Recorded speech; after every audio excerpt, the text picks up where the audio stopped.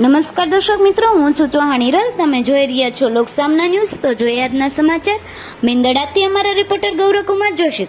મેંદડા સામૂહિક આરોગ્ય કેન્દ્રમાં પૂર્વ કેબિનેટ મંત્રી જવાહર ચાવડાની ગ્રાન્ટમાંથી 1.50 કરોડના ખર્ચે કોરોના સમયમાં ઓક્સિજન પ્લાન્ટ બેસાડવામાં આવ્યો હતો. તે અત્યારે ધૂળ ખાય છે.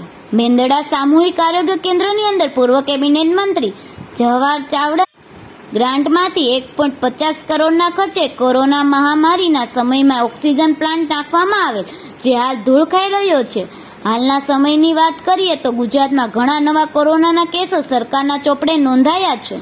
મેંદડામાં સામૂહિક આરોગ્ય કેન્દ્રમાં ઓક્સિજન પ્લાન્ટ બંધ હાલતમાં છે. તે ઘણા સમયથી બંધ હાલતમાં જોવા મળી રહ્યો છે. મેંદડા તાલુકા હેલ્થ ઓફિસર પૂજાબેનને પૂછતા તેમણે જણાવેલ કે અત્યારે કોરોનાના જે કેસ ડિટેક્ટ થયા છે જુનાગઢમાં, અને અત્યારે મેંદડા સિવિલ હોસ્પિટલની અંદર ઓક્સિજન પ્લાન્ટ છે જે 1.5 કરોડના ખર્ચે બનાવ્યો છે, તો એ પ્લાન્ટ બંધ છે સાહેબ. તો આ લોકો રજૂઆત કરી છે તમને કે?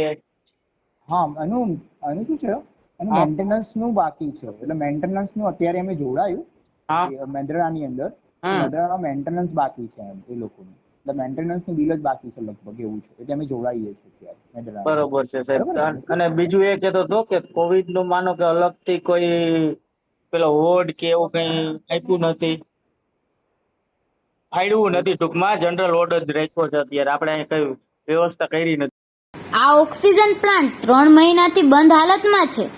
અમારી જ્યારે જિલ્લા મીટિંગ હોય છે ત્યારે મેં લેખિતમાં આપેલું છે અને ચીફ ડિસ્ટ્રિક્ટ હેલ્થ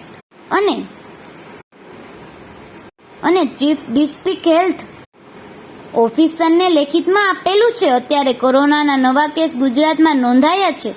તે સંદર્ભ મેંદડા સામૂહિક આરોગ્ય કેન્દ્રમાં અલગથી વોર્ડની પણ વ્યવસ્થા કરવામાં નથી આવી. અત્યારે ઉપરથી મને જાણ કરવામાં આવી નથી.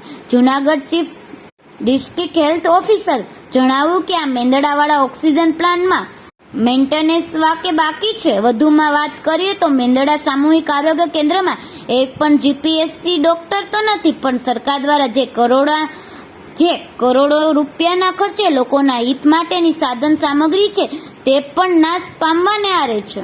તો ફરી મળીશું એક નવા સમાચાર સાથે. ત્યાં સુધી જોતા રહો લોકસામના ન્યૂઝ.